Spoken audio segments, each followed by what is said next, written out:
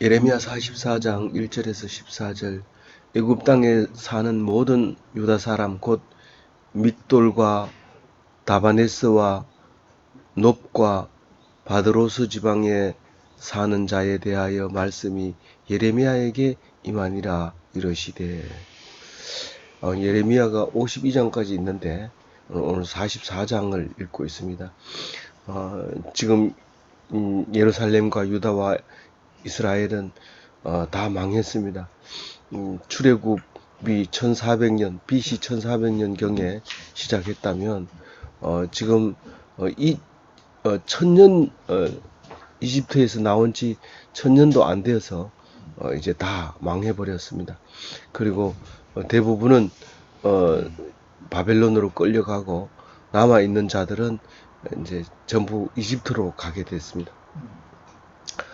왜 남아있는 사람들은 그 자리에 남아있지 못하느냐?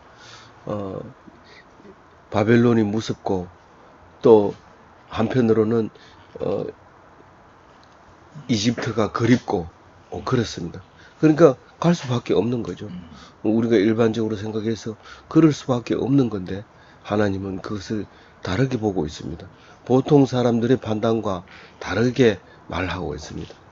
이 사람들은 가지 않으면 안 되는 부득이한 경우인데도 불구하고 예레미야를 통해서 하나님께서 말씀하십니다. 가지 마라, 하지 마라. 여기서 약속으로 준 땅에서 견디고 버티고 있으면 내가 다시 영원히 이 땅을 기업으로 주겠다. 그렇게 얘기하는데도 이제 가버리고 맙니다.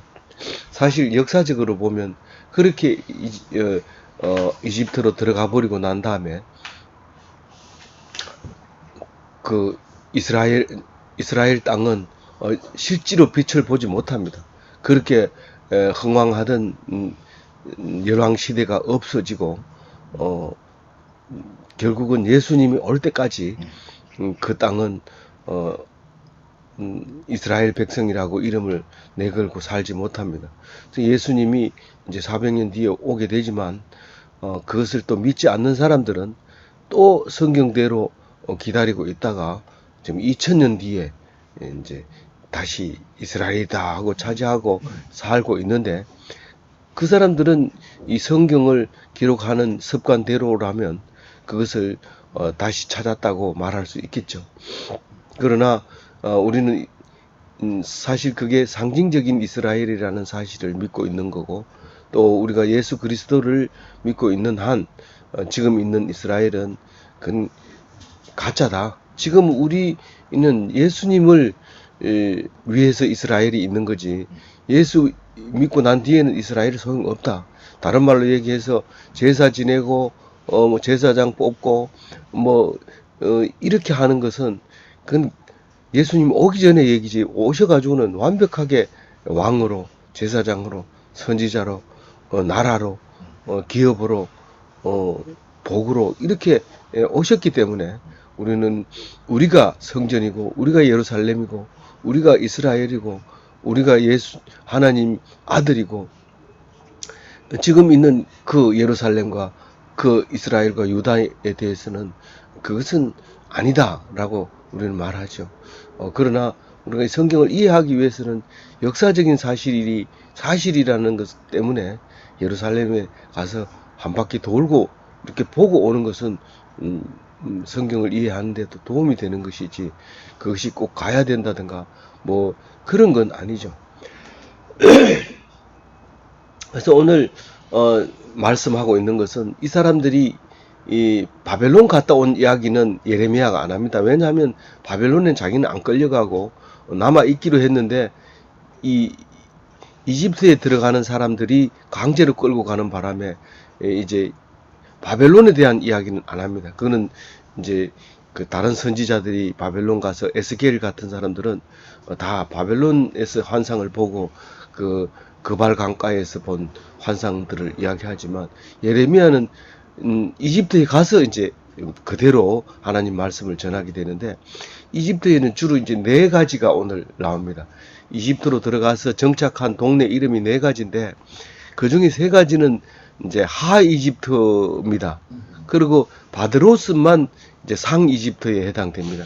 그러니까 바드로스는 저기 이 구스 땅이라고 하는 이디오피아 땅하고의 경계선에 있는 게 바드로스고요. 다바네스는 거기 이 나일강 삼각주 중에서 그 예루살렘 쪽으로, 그러니까 동쪽으로 있는 도시가 이제 건설이 된 거죠. 이게 유대인들이 글로 가는 바람에 그 동네가 생겨버린 거죠.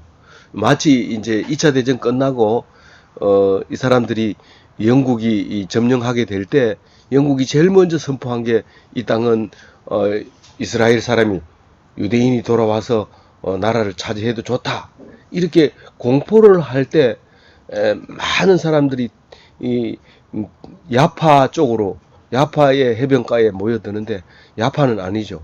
그래서 그거를 텔아비브로 하고 야파하고 합해서 텔아비브 야파라고 이제 지금 요빠라고 하는 그 동네하고 합해서 지금 현재 이스라엘의 이 정치 수도가 되는 거죠. 신앙적인 수도는 뭐 예루살렘이라 하지만 사실 예루살렘에 가보면 4등분 해가지고 4분의 1만 이제 유대인들이 쓰고 차지하고 있죠. 기독교가 이미 그동안 발달해서 또 차지하고 있고 이제 무슬림이 차지하고 있고 그 중에서 4분의 1은 또 거기 뭡니까 다른 기독교 중에서도 이제 그쪽에서 차지하는 분할이 되어 있기 때문에 예루살렘은 이제는 누구도 자기 거라고 말할 수가 없게 되어 버렸습니다. 차지하지 못하고 있고요. 그래서 그것처럼 이제 다바네스는 그런 신생 도시가 생겨버렸고 믹돌과 노브는 오래된 수도입니다. 수도인데 이제 이스라엘 백성이 안 산, 유다 백성이 안 산 하나를 더 말하라 그러면 거기에 보면 그 람셋이라는 게 있습니다. 그것만 좀 다르죠. 다른 거는 다 그 믹돌과 노브는 오래된 이제 이집트 그 수도입니다. 수도이면서 중요 도시인데 제일 먼저 믹돌은 그 하이집트 북쪽 끝이입니다. 그러니까 경계선을 얘기하면 지중해라고 얘기하지 않고 믹돌이라고 얘기합니다. 그러니까 사람이 살 수 있는 가장 지중해 가까운 쪽이 믹돌이라고 보면 되죠.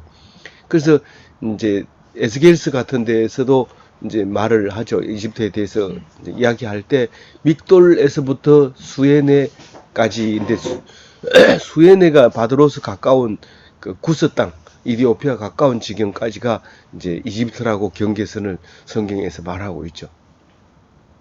그 다바네스는 위치가 어디쯤 되냐면 람셋에서 동쪽 13km라고 했는데 람셋이 이제 그 보통 수도라고 생각하고 있는 거죠.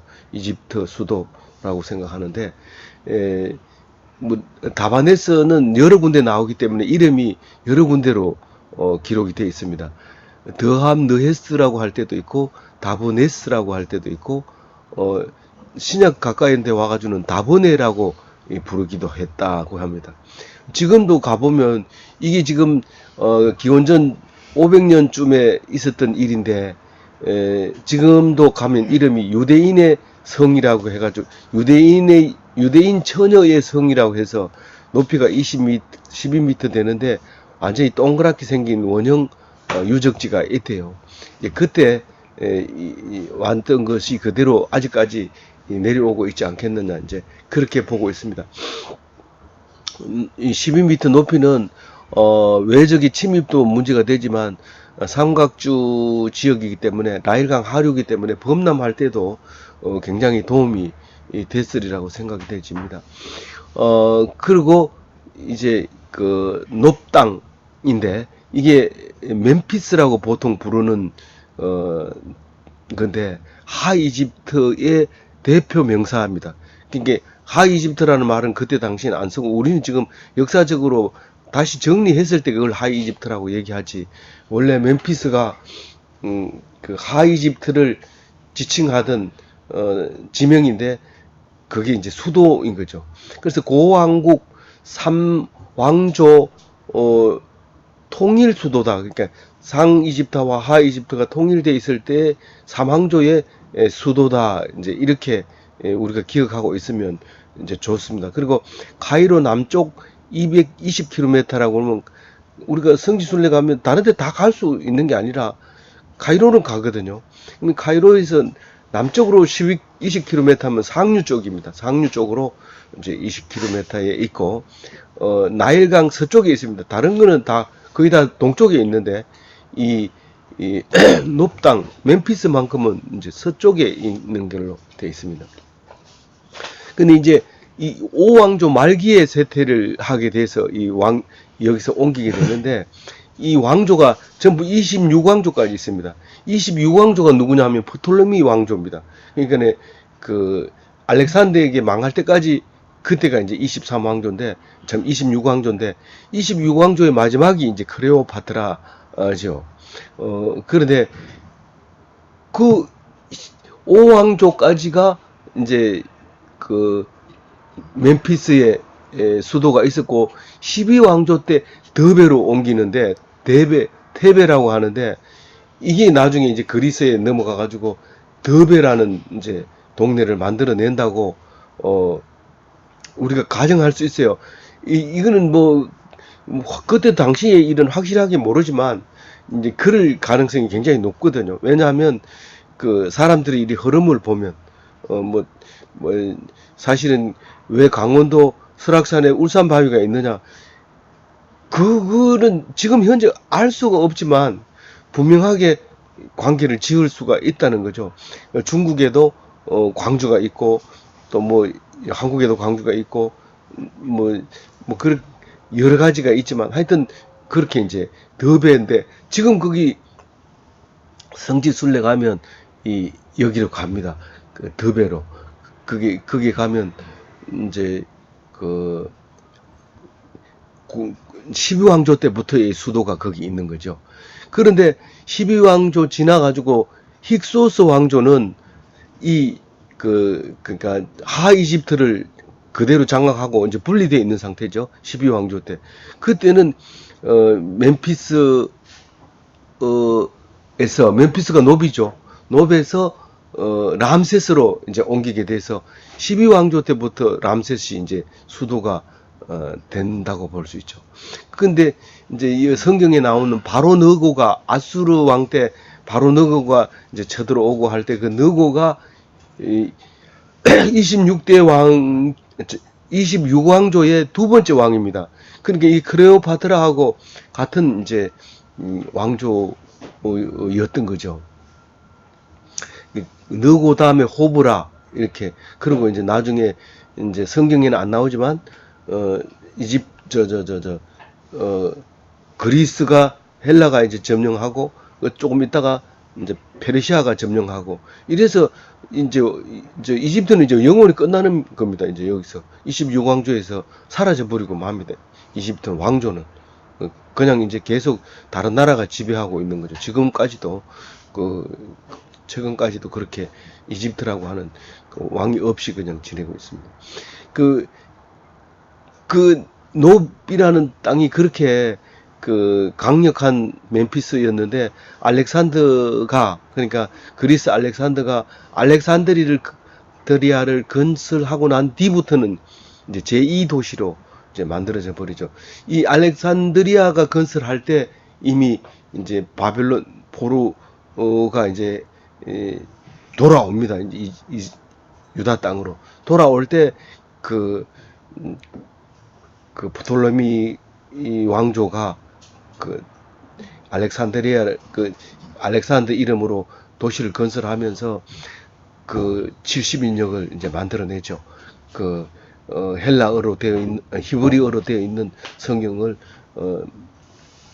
그리스어로 이제 바꾸는 작업을 70명을 집어넣었을 때 그 70명이 이집트로 간 사람들은 히브리어를 다 잊어버리고 바벨론에 끌려간 사람들이 그것을 성경을 계속 공부해서 그 말을 유지하고 있었기 때문에 헬라어로 바꿀 수 있었다는 거죠. 그래서 알렉산드리아가 세계적으로 유명한 도시였고 굉장한 그 도시였는데 거기는 그래도 성지순례는 안 갑니다. 가면 그렇게 이제 만들어져 있습니다. 이 이제 여기 4번에 있는 바드로스 여기는 제가 그 전에 그 역사 다큐를 보니까 이집트 상류 그러니까 그 이집트 남쪽에 이디오피아 쪽에 가면 굉장히 거기도 십자가를 세워놓고 수도원들이 있는데 성경을 보니까 정경 66권하고는 전혀 다른 성경을 보면서 자기들이 기독교인이라고 얘기를 할 때 이게 도대체 어디서부터 왔는지를 그 다큐를 촬영하는 사람도 모르고 우리도 뭐 더 지식이 없으니까 몰랐는데 이 바드로스라고 하는 곳으로 이 사람들이 가면 지금도 거기에 보면 유대의 식민지라고 아주 딱 역사적으로 기록이 남아 있다는 거예요. BC 525년경에 유대인의 식민지라고 기록이 남아 있다는 거예요. 그리고 그 이후에 그 밑에 그 이디오피아는 물론 이집 솔로몬 왕 때 시바 여왕이 와서 아기를 낳고 가가지고 그 시조가 이디오피아 시조라고 해서 이디오피아의 지금의 국기도 별이 솔로몬의 별로 나타낸 것처럼 그렇게 돼 있었다는 거죠. 그러니까 솔로몬하고 이 망하는 시대하고는 약 400년 정도 300년 조금 넘는 정도의 시간이 흐르거든요.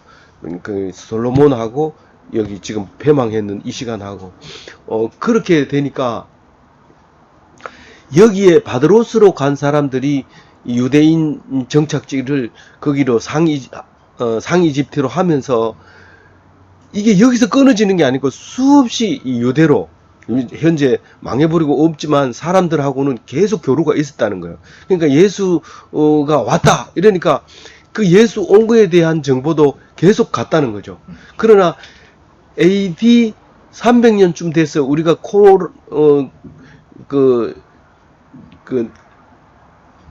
캐논이라고 하는 정경을 발표할 때 로마에서 발표할 때 그건 인정을 안 해준 거죠.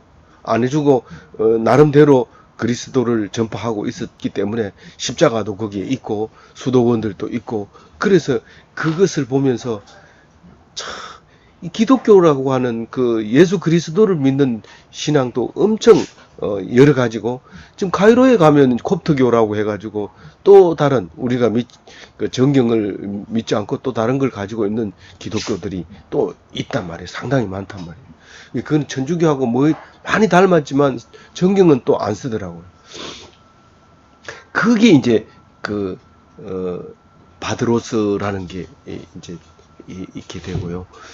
그래서 그곳에 흩어져 있는 사람들에게 예레미야가 또 말씀을 선포합니다. 그래서 2절에 보면 예루살렘이 멸망한 거 너희들이 알지 않느냐? 뻔히 알죠. 거기서 왔는데 모를 리가 있어요. 그러니까 거기서 온 너희들은 지금 오늘처럼 된 오늘 이스라엘 예루살렘 그 망해는 그 황무지가 된 그 오늘 너희들이 알고 있지 않느냐? 사람도 안 살고 짐승도 안 사는 그런 곳이 아니냐? 여기 짐승 얘기 안 나오지만 사람도 안 살고 짐승도 안 산다 할 때는 뭐 성냥이나 늑대나 이런 게 안 산다는 게 아니라 양이 안 산다는 거죠. 사람에게 필요한 양이 안 산다. 그 사람도 안 살고 짐승도 안 사는 그런 성이 되지 않았느냐? 오늘 이럴 때 우리는 옛날 얘기하는 거 아닙니다. 사실 오늘 우리가 피폐하게 살고 힘들게 살면 하나님을 안 섬기기 때문에 그렇다는 거예요. 그게 오늘이라는 단어입니다. 너희들이 오늘처럼 힘들게 사는 이유는 하나님을 안 쳐다봐서 그렇다. 그 얘기로 2절을 읽으면 좋겠습니다. 그리고 그 죄가 그렇게 멸망하게 된 죄가 3절에 제목이 나오죠. 우선 첫째, 조상들이 모르는 신을 섬겼다. 우리 조상들이 모르는 신을 섬겼다는 건 하나님을 안 섬기고 다른 걸 섬겼다. 옛날에 우리가 무슨 주식이 있었어요. 무슨 복권이 있었어요. 그래도 우리는 옛날 사람들 생각나잖아요. 그렇게 살고 싶지만 그때 사람들은 없어도 사는데 지금은 죽는 게 그 복권 때문에 죽고 또 주식 때문에 죽고 뭐 돈 때문에 죽고 그런다는 거죠. 그러니까 너희들은 조상이 알지 못하는 것을 섬기지 말라는 거죠. 그리고 그 조상이 섬기지 않는 신을 섬기는 것은 악행이라고 3절에 얘기하고 있습니다. 근데 그걸 몰랐잖아요. 진작 얘기 좀 하시지. 수없이 내가 사람 보냈다. 그 얘기를 이제 4절에 합니다. 4절 한번 같이 읽어볼게요. 내가 나의 모든 종 선지자들을 너희에게 보내되 끊임없이 보내어 이르기를 너희는 내가 미워하는 이 가증한 일을 행하지 말라 하였으나 저는 이걸 읽으면서 그렇게 하나님 믿으려 해도 안 믿고 열심히 일하고 이렇게 하는 그에 대해서는 결국 그것 때문에 망하게 될 때 이 말을 하게 된다. 그게 니한테 도움이 안 된다고 얘기를 했지 않느냐. 근데 왜 그게 죽으라고 거기 대드느냐. 좀 하나님을 봐라. 이렇게 할 때 그 귀담아 들어야 되지 않겠느냐. 이렇게 읽혀지거든요. 그래서 5절에 보면은 말 안 들었대요. 아무리 말해도 옳기는 옳지만 지금 그게 현실적으로 말이 되냐? 이렇게 얘기한다는 거예요. 그리고 우리가 무슨 뭐 천국 얘기하고 이러면 상상 얘기라 그러고 귀담아 듣질 않는다는 거예요. 근데 정말 힘들고 어렵고 고통스러운 사람은 그게 들린다는 거예요. 아, 천국이 있다고. 정말 좋은 나라가 있다고. 그게 들린다는 거예요. 근데 다른 사람은 천국이 있기는 뭐가 있어. 이 땅이 제일 천국이지. 그리고 저녁마다 술 먹고 친구들하고 놀고 뭐 오늘 이번에는 어디 갔으니까 이번에는 어디 가자. 그리고 엄청난 돈을 들여서 여행을 가고 그 가난하고 힘든 사람을 보면 지가 노력을 안 해서 그렇지 요새 같은데 왜 그렇게 힘들게 사냐. 말도 안 되게. 병 한번 들어보세요. 아무리 돈이 많아도 힘듭니다. 근데 그걸 내버려 두고 자기들이 그렇게 천국 삶을 살아야지 이러면서 놀러 다니는데 그게 천국 삶이 아니거든요. 가난하고 힘들고 어려울수록 그게 천국 삶이 된다고 예수님을 말하고 있습니다. 가난하고 힘들고 어려울 때 천국이 너희 것이다라고 얘기를 합니다.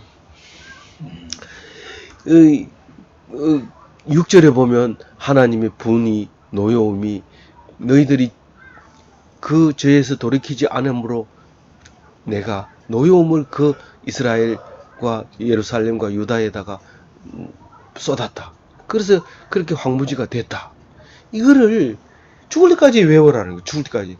이 이스라엘 광야 40년 동안 살 때 네가 출애굽했다 얘기를 계속 귀가 따갑도록 하지만 지금은 이제 너희들이 그 말을 안 들어서 멸망시켰다. 내가 노염을 부었다. 그 얘기를 귀가 따갑도록 합니다. 아니 어제 했던 얘기를 또 해요. 또 하는 이유가 있죠. 하나님 편에 안 돌아서니까 계속 또 얘기하는 거죠. 그러니까 시간이 지나면 갈수록 니는 그래 얘기해라. 나는 또 이렇게 생각한다. 선지자가 아무리 많이 와도 똑같은 거예요. 말 안 듣는 거예요. 그래서 우리 말씀 속에 오늘 말씀 속에는 항상 오늘과 같은 그 약속의 땅은 남아 있습니다. 그 이스라엘 백성이 차지하지 못하는 그 예루살렘 네 군데에서 이렇게 나누어 가지는 그 예루살렘이 아니라 진짜 출애굽해서 약속으로 준 그 예루살렘 땅을 우리 마음속에 늘 깨끗하게 성결하게 있습니다. 지금 실질적으로 이스라엘에 가면 예루살렘은 다 지저분하게 되어 있습니다.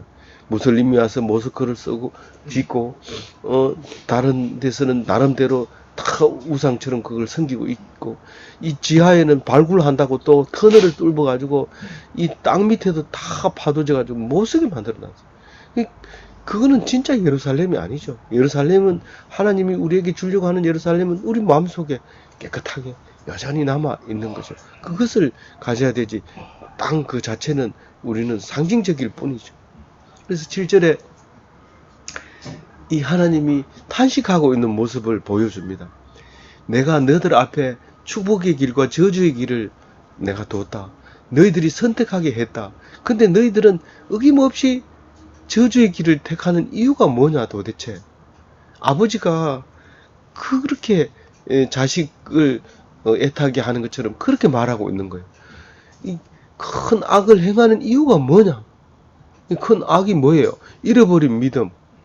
왜 그렇게 믿음 없이 사느냐 그겁니다. 믿음으로 살면 삶이 풍성해지고 기뻐지고 감사하는데 믿음을 딱 놓는 순간 아내가 미워지고 자식이 미워지고 나이 먹는 게 원망스럽고 친구들이 밉고 그런 거죠. 근데 믿음을 딱 갖는 순간 늙는 게 좋고 힘 없는 게 좋고 마누라 있어 좋고 아이들이 있어 좋고 병든 마누라 보고도요. 그래도 여태까지 건강해져서 고마워요. 그런 말이 나오게 되는데 그게 믿음으로 복을 받는 거죠. 풍성한 삶을 살게 되는 거죠. 그래서 그 믿음이 없으니까 어떻게 한다고 그래서 7절에 보면 너희들이 큰 악을 행하여 자기 영혼을 해하며 이렇게 해놨어요. 믿음이 없는 순간에 영혼이 상처를 입고 흘러버리는 거죠. 영혼이 피폐하게 되는 거죠. 예수님이 오신 이유는 우리의 삶을 더 풍성하게 하려고 온 거지. 예수 믿는 사람이 그러면 돼? 예수님 믿는 사람이 그러면 안 돼? 그렇게 하는 거예요. 자꾸 제한을 하는 거죠. 그게 초기 기독교 때도 마찬가지죠. 유대인들이 따라다니면서 할례 해야 돼. 피채 먹으면 안 돼. 뭐 자꾸 그러는 거죠. 그게 아니라 더 풍성한 삶을 주기 위해서 할례를 안 해도 할례 받은 자하고 똑같이 은혜를 입을 수 있어. 그 얼마나 은혜스럽습니까? 근데 자꾸 그걸 안 했다고 뭐라고 하고 이러면 안 돼. 예를 들면 그거죠. 술 한 잔을 먹지 말라고 했으니까 술 먹으면 정죄하는 게 아니라 술을 먹었는데도 술 안 먹은 사람하고 똑같이 하는 예수님이 인정해 주는 걸 보면 은혜스러운 거죠. 내가 그걸 못 지켰는데도 하나님이 용서해 주셨구나. 그것만 배워가지고는 술 먹어도 괜찮더라 그러고 계속 술 먹으면 그건 예수님을 믿지 않는 거죠. 그는 이용하는 거고 그것은 예수님을 우상처럼 섬기는 거죠. 내가 선을 행하면 상 받는다. 지금은 안 받지만 죽어서 받는다. 뭐 이런 식으로 생각하는 잘못된 거죠. 그게 아니라 내가 죽을 죄를 졌는데도 하나님께서는 이 땅에서 은혜를 베풀고 용서한다는 그 믿음 때문에 기뻐지는 거예요. 그러니까 예수님 오기 전에는 율법을 안 지키고 기뻐지는 건 그거는 엉터리래. 그거는 아니래. 옛날에는 법을 어기고 편하면 안 돼. 그걸 꼭 제물을 바치고 그래서 제사장이 용서한다 할 때까지 제물을 바쳐야 돼요. 근데 지금은 확실한 제물을 예수님이 드렸기 때문에 믿음 하나로 그냥 그게 해결이 돼버린 거예요. 믿음 하나로. 근데 믿음을 딱 놓치는 순간 영혼이 상하게 되는 거예요. 그래서 예루살렘을 황폐하게 하렸느냐 이 말입니다.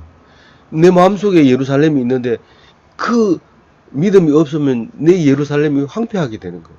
그 현재의 질문이 현재 상태 하려느냐 이 말을 그렇게 말했다라가 아니라 오늘 현재 하나님이 하려느냐 이 말이에요. 하려느냐. 이미 이 사람들은 예루살렘을 떠나서 이집트로 온 사람에게 네가 왜 예루살렘을 황폐하려고 그렇게 하느냐 현재형으로 질문하고 오늘 또 우리에게 현재형으로 네가 지금 예루살렘을 황폐하게 하려고 하느냐? 아닙니다. 그러면 믿어야지. 예, 믿겠습니다. 이렇게 돼야 되는 거죠.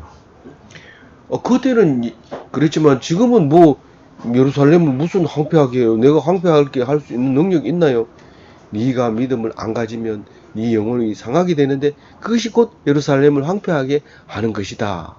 그러면서 예루살렘을 누구를 말하고 있느냐 하면 남은 자, 그러니까 남자나 여자나 아이나 유아나 이런 사람을 황폐하게. 내가 예수님 안 믿는데 무슨 남자나 여자나 아이나 유아도 그렇게 망합니까? 한번 여러분 신앙을 안 가져보세요.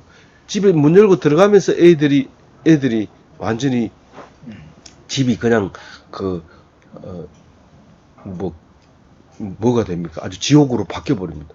근데 내가 믿음으로 가면 공부 안 하던 아이도 평화롭게 되고 행복하게 되고 뭐 앓던 마누라도 내가 가면 행복해지고 그런 거죠. 근데 내가 믿음을 딱 놓는 순간 지옥으로 바뀌어버리는 거예요. 남자나 여자나 아이나 유아도 다. 지금 나중에 보면 성경책 보면 산천초목이 자연이 전부 내 신앙 때문에 그게 황폐하게 됐다는 사실을 가르쳐 주기도 합니다. 그래서 8절에 보면 어찌 손으로 만든 것으로 분노하게 하시느냐. 내가 뭘 자꾸 만듭니다. 이게 틈만 나면 뭘 만들고 이런데 만약에 성경 말씀을 읽지 않고 그것만 만진다면 하나님은 분노하실 겁니다. 근데 성경을 다 보고 문자 날리고 그러고 앉아가지고 만지면 그게 잘 만들어지기도 하고 기쁘지만 이거 급하게 만들어야 된다 이렇게 하면 안 됩니다. 손으로 만든 것을 섬기는 것을 아주 싫어하고 그랬다는 거예요. 그래서 우리가 손으로 만든 게 뭐 납땜하고 이런 게 아니라 뭐 보험 이러면 그건 손으로 만든 거죠. 또 우리가 무슨 제도 손으로 만든 거예요. 그것 때문에 하나님 분노하게 하면 안 된다는 거예요. 그래서 애굽에서 나를 섬겨 애굽에서 다른 신을 섬겨서 나를 끊어지게 하려느냐 이렇게 얘기하는 거죠.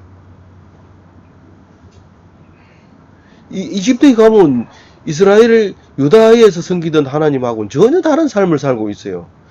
어째 그럴까요?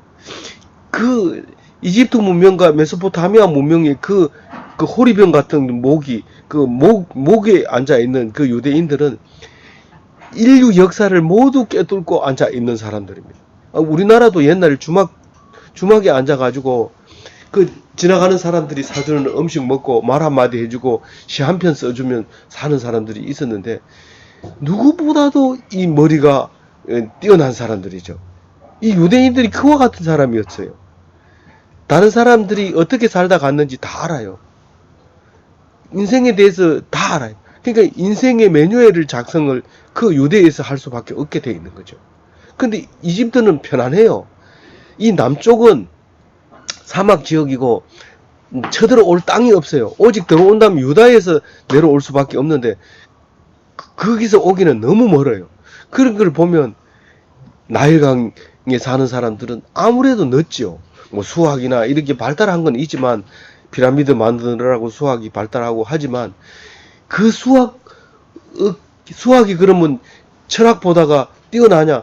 안 뛰어나죠. 수학이 아무리 잘해도 과학이 아무리 잘해도 이 철학보다는 뛰어나지 않습니다. 근데 이 기독교라고 하는 것은 이 철학을 뛰어넘는 종교고 종교를 뛰어넘는 기독교라는 것을 생각해 보면 거기서 그게 나온 게 이상한 게 아니죠. 근데 이집트에서 너희들이 만약에 그 철학을 버리고 거기서 했는 뭐 피라미드나 만들고 그렇다면 너희들은 다시 유대로 못 돌아온다. 사실 유대로 가보면 가난하고 비참해요.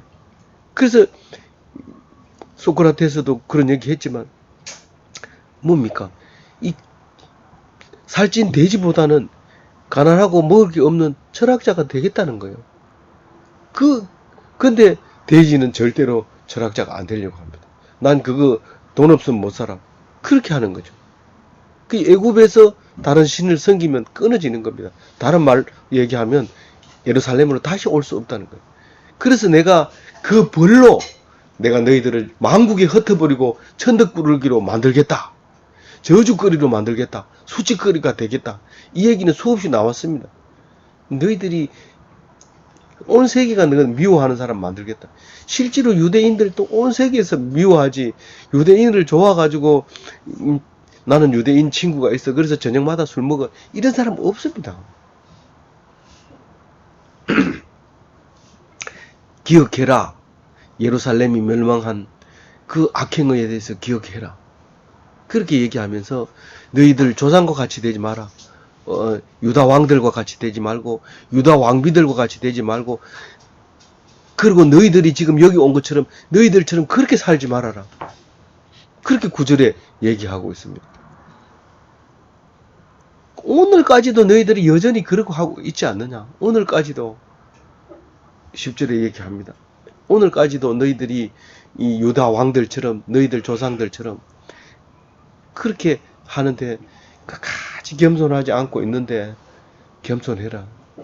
근데 어떤 사람은요, 이 성경을 읽고 나는 하나님 믿는다. 너희들을 믿어. 그리고 남을 야단치고 손가락질합니다. 이 겸손하지 않는 거예요. 여전히 내가 겸손하지 않다는 것을 증명하고 있는 거죠. 나보고 하는 소리인데도 설교는 유창하게 하고 자기는 안 믿는 것. 그래서 그게 지금 있는 게 아니라 과거에도 있었어요. 그래서 남은 구원하되 너는 구원하지 못하는구나. 그렇게 얘기하는 거예요. 스스로에게 계속해서 이야기해야 돼요. 그리고 두려워하지 않는다. 뭐를 두려워하지 않는다? 우리 10절에 하나님을 두려워하지 않는다. 근데 하나님을 두려워해야 되고 바벨론을 두려워하지 말아야 되는데 하나님은 안 두려워하고 바벨론을 두려워하고 있다는 거예요. 해야 될 건 안 하고 안 해야 될 것 하는, 이게 어리석은 짓을 하고 있는 거죠. 그리고 하나님께 받은 율법과 규례를 안 지키는 거예요. 입으로는 철저히 지키죠. 난 11조하고 안식일 지키고 다 지키죠. 다른 신을 안 섬기고. 안 섬긴다는 것은 그거 가가지고 제사 지내지만 속으로는 지금 딴 생각하고 있는, 그게 지금 우상 섬기고 있다는 건데, 그거를 자기는 입으로는 절대로 안 그랬대요. 난 율법 잘 지키고 규례를 잘 지키고 난 이스라엘 백성이고 유다 백성이라고 얘기하는 거예요. 아니라는 거예요. 11절에 심판에 대한 경고입니다. 그런 사람을 이 11절의 심판이 과거의 심판이고 2500년 전의 심판이 아니라 지금 나에게 심판하고 있다는 거예요. 경고를 준다는 거예요. 오늘 다른 말로 얘기하면 오늘도 기회를 준다는 거예요. 지금까지는 내가 하나님 안 믿었지만 내가 하나님을 지금 믿으면 그 멸망시키려고 하는 계획에서 돌이킨다는 거예요. 계속 놔두면 어떻게 돼요? 시한폭탄처럼 짝깍짝깍짝깍 시간 지나가서 그 시간 되면 폭발하는 거예요. 근데 그걸 모르고 우리는 그냥 가는 거예요. 근데 돌이키면 시계가 멈추게 되고 완전히 돌이키면 폐기해버린다는 거죠. 그게 이제 어떤 일정한 기한이고 예수님이 이 하나님 우편에 앉아 있는 기간이고 어떤 면에서는 우리의 그 하나님 편에 돌아서는 사람의 숫자가 어느 숫자가 될 때까지 예수님이 하나님 우편에 앉아 계신다는 거죠. 그게 누구냐 하면 하나님 앞에 돌아서는 건데, 돌아서는 것이 누구냐 하면 힘들고 어렵고 고난당하고 그러면서 하나님을 떠나지 않는 사람들이 이 수라는 거죠. 희생당하고 순교당하는 사람이 수라는 거. 그러면서 12절에 이제 그럽니다. 만약에 그렇다면은 너희들이 이 유다에서 끊겨질 텐데, 그것은 너희들이 나는 유다로 다시 안 돌아가 이렇게 말하지만 사실상 내가 못 들어오게 했다. 그게 너희들이 나를 떠난 그 이유로 받은 징벌이다 라고 얘기를 합니다. 그래서 이미 이집트로 들어간 사람을 전부 내가 처단하겠다. 그들을 다 멸망시키겠다. 애굽 땅에서 엎드려지고 다시 말해서 객사하겠다. 옛날에 우리나라도 집 밖에 나가면 객사한다고 그랬어요. 우리 아버지 돌아가셨을 때도 사실 파티마 병원에서 돌아가셨어요. 근데 또 우리는 객사시키기 싫다. 그래가지고 인공호흡기를 달아가지고 끝까지 차 안에서 울진까지 가면서 간호사인지 그 조무사인지 따라가면서 계속 인공호흡기를 돌리면서 집에 가서 장례식을 치렀다고 그래요. 그것은 이스라엘 사람이나 그런 말을 하지, 우리는 마음속에 이스라엘이 있기 때문에 마음속으로 돌아와서 하나님 앞에 나가면 그건 객사가 아니죠. 어디서 죽어도 상관없습니다. 근데 여기서는 1차적인 독자가 읽을 때는 그건 분명히 나가서 죽는 것은 저주고 멸망이고 그런 거죠.